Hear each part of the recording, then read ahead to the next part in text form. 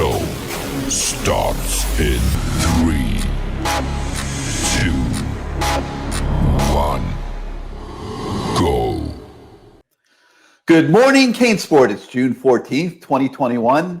I'm Gary Ferman. He's Matt Shodell, and we're going to talk a little bit about the news of the weekend, the news of the morning, give you our thoughts on exactly what you're seeing today at CaneSport.com.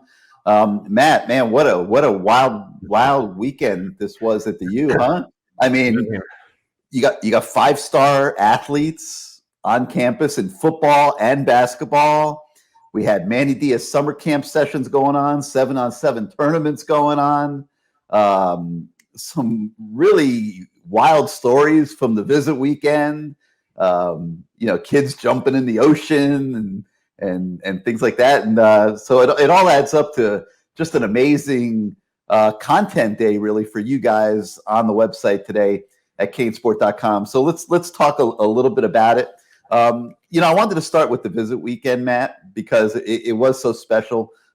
Probably will end up being the biggest visit weekend of the year on campus. There's still a couple more. We'll see how those go. But just some real high quality players on campus this weekend, and none bigger than the 5-star defensive tackle from Texas, Bear Alexander.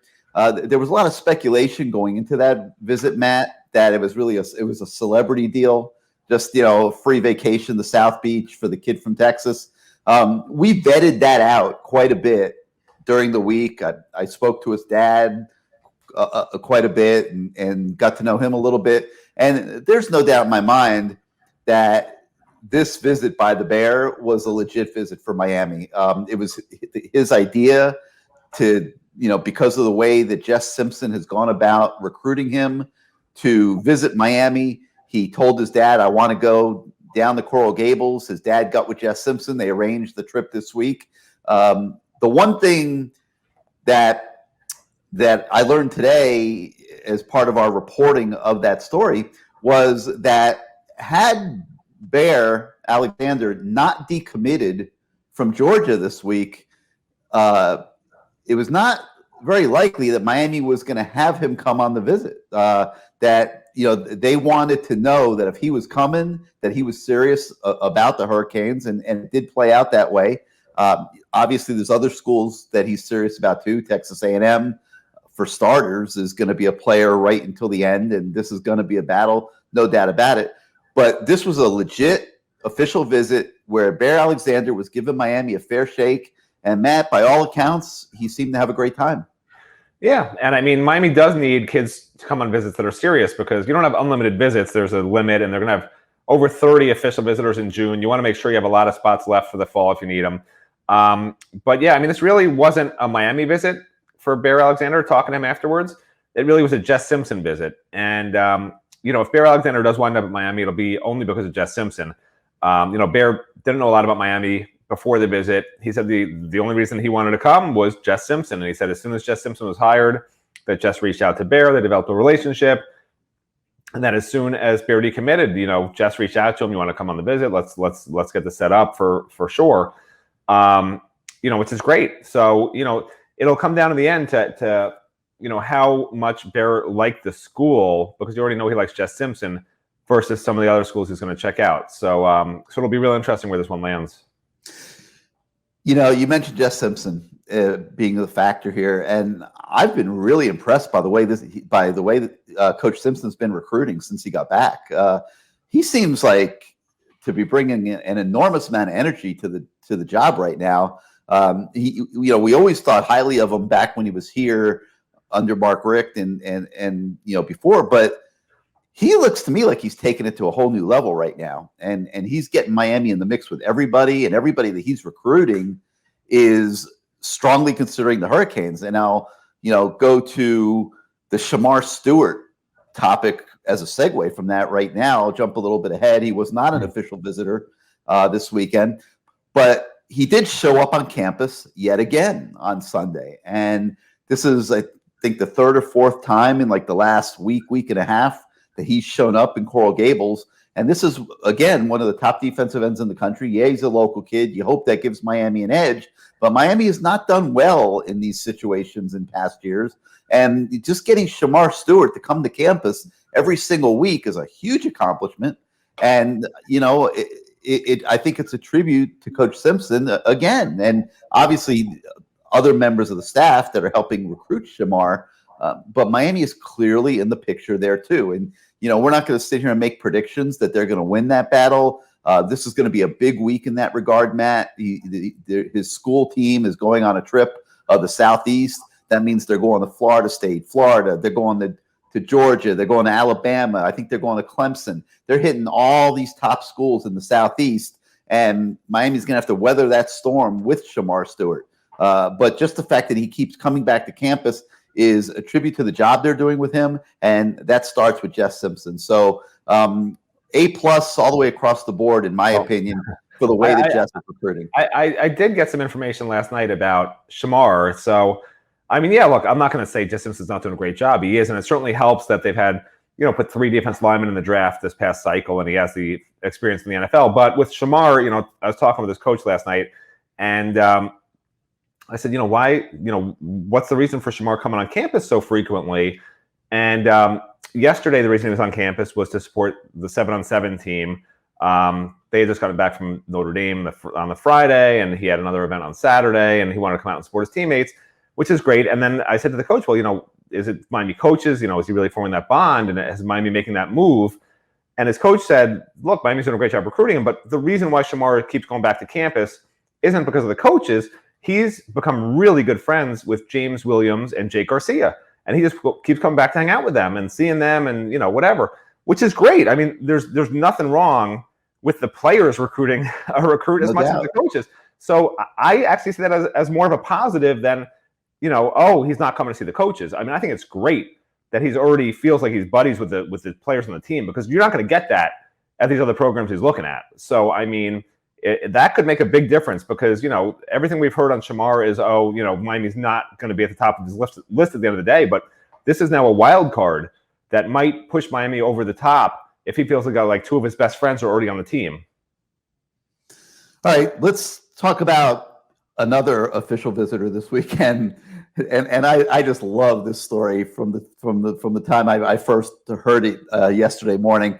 And that's Falenta Cardwell, who is this big offensive line prospect who's really been a basketball player, extremely athletic, and a guy that Miami was in love with before his official visit, and his official visit only solidified that. And Cardwell was getting so much attention from Coach Justice this weekend that, there was at least one offensive line recruit that went that was kind of like a little bit upset. We won't say that, that he's ruled out Miami or anything, but, he was upset that Cardwell was monopolizing so much of Justice's time. That's how much Miami has decided they want Cardwell. So Cardwell decides that when they get down to South Beach, he is going in the ocean. And I guess he had told a few people in advance. They convinced him to have lunch first. And then when they got down to South Beach, he just went running for the surf, ripped off his shirt, went flying into the water. And I guess the majority of all the other recruits just followed him right in. And you had the whole recruiting group from this weekend all swimming on South Beach all of a sudden. And then from what I understand, they took a walk up the beach. They were checking out the scenery, from what I understand was in prime Saturday form down there on 4th and 5th in Ocean. And it was like just the prototypical. If Manny Diaz could have scripted the visit to South Beach, he probably could not have topped the way this played out, with all these kids loving the ocean and loving the beach and bonding with each other and, checking out the girls and, laying out and getting tans and all those kind of things. I mean, it was just a great Miami scene, I thought. So, that one was pretty cool. And then another thing that came up this weekend that I thought was interesting was Isaiah Bond, who for so long we had thought was going to commit to Miami, and then he committed to Florida, kind of suggested that this thing's not over yet. And Alabama is also potentially going to get in the mix here with him very soon. And this is looking all of a sudden again like a 3-team race for Isaiah Bond. Your thoughts on that one? Yeah, well, first of all, just so people know, because Miami coaches had to do their homework on this, Cardwell pronounces his first name Falenthier, even though it looks like Falentha. So just for fans, in case you run into him next time, if he comes back down to Miami, that's how you say his first name, which is a little unusual. And he's a great story. I mean, the kid, didn't start really playing organized football until this spring. He thought he was a basketball player. So, but we've written about that before. You can go on Cane's, on the rest of the site and look up the past history on him. As for Isaiah Bond, yeah, he's interesting. He doesn't like to do a lot of voice interviews. So the story we have on the site is actually over text after he got back home. And, we also corresponded with Ja'Cory Brown, obviously, who's his buddy, who was on the visit with him and is committed to Miami. So both of them, indicated that Isaiah Bond, after this next visit, is going to sit back down with his family and figure things out again. This is in part what Miami didn't want to have happen, right? What's happening in Florida right now. You don't want to have one of your commitments, basically taking up a spot for a month, 2 months, whatever it's been, for Bond, and then, take his visits in June, which he was always planning to do anyway. And now it's, oh, well, is he still coming? And now, did you recruit kids behind him? Did you drop kids who now are going to be upset with you because, you figured you had this kid on board in that spot? So that's what Manny Diaz is avoiding, which is why they only have 2 commitments. So that's good that Manny Diaz is doing that. But now, obviously, in the end, he has to come up with these guys that they're recruiting, get the number that he wants out of that group. They're currently recruiting hard because they're not really doing many Plan B, Plan Cs that you can see out there. But yeah, I mean, Isaiah Bond, we're going to have to wait and see. Alabama, Miami battles haven't gone real well recently. Florida, I think most people would think maybe has a stronger program than Miami over the last several years. I don't think many people would disagree with that. So, is Isaiah going to go more with this is the better program? Will he go more with, Ja'Cory Brown is my buddy. He's going to Miami. I feel comfortable at Miami. I've seen the city. They toured some of the area previously, unofficially. So it's going to be very interesting what the family decides. I mean, a big sticking point was, the family just being comfortable with him in Miami, because you read some of the headlines when you're out of state and you don't really understand it's in Coral Gables. So I think the family getting down and seeing that Coral Gables is a really nice area, totally safe. I think that allayed some of their fears. That might be a factor in this. Because I'm not sure that Isaiah, in his heart of hearts, doesn't want to be at Miami, but this is going to be a family decision for him. You don't love him going to Alabama before making this decision. Wouldn't shock me if he decommits from Florida, but it also wouldn't shock me if he went to Alabama, if they want him badly enough. Yeah, it looks like anything goes there. Now, I know a lot of people were thinking there might be some commits this weekend. There were not, but there is the suggestion that a few of these kids might end up on the commit list sooner rather than later. There's certainly Jaden Gibson. He's considering Florida, Florida State, South Carolina, Baylor, Tennessee, and Auburn. We think things are going really, really well with him. Things seem to be going really well with Jacoby Spells. He's weighing Miami and West Virginia. So he's a very possible commit sometime soon. There's, Cardwell, who's a possible commit soon.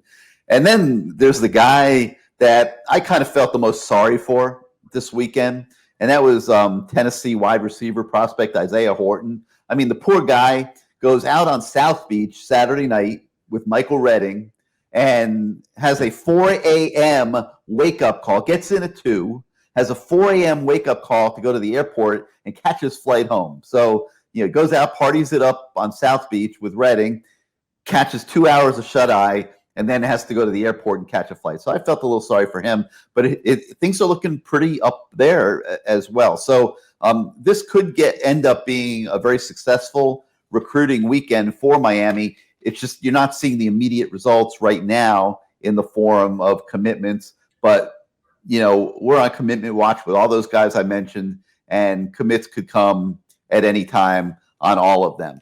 All right, a couple other things that we're bringing you this morning and are worth noting is Chris Graves was back on campus this weekend, Matt, for a personal workout. Why do you think they needed a personal workout with Chris Graves?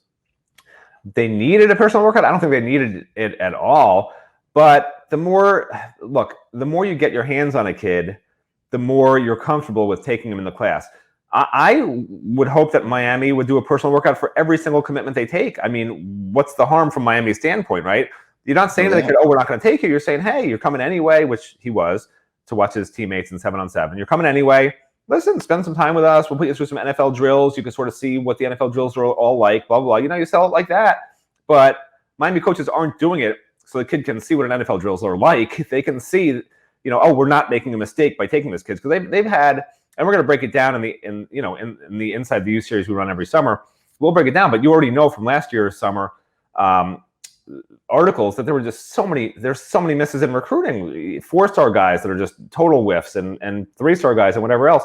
Like, just because a guy's rated highly or some analyst thinks he's this great athlete or whatever, doesn't mean he's going to pan out.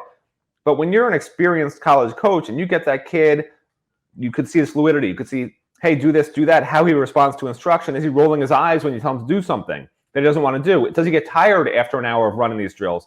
Is he lagging when he's tired, or is he fighting through it? I mean, these are things you see that you can't see on highlight tapes. And with coaches not able to go out and see games for the last year and a half because of the shutdowns, it's super important. So great for Miami, that they got this kid on campus. I hope they do that with a lot of these kids. To work out on campus, but to work out on campus. Yeah, I totally agree. One of the things that I've been harping on for several years now on the message boards and in our podcasts and CaneSport live shows and those kind of things is I have not felt that the level of evaluation in the Miami program has been right really since Butch Davis left the building. And I don't believe they're digging far enough. I don't believe kids are being properly vetted and investigated, and way too many scholarships for many, many years now.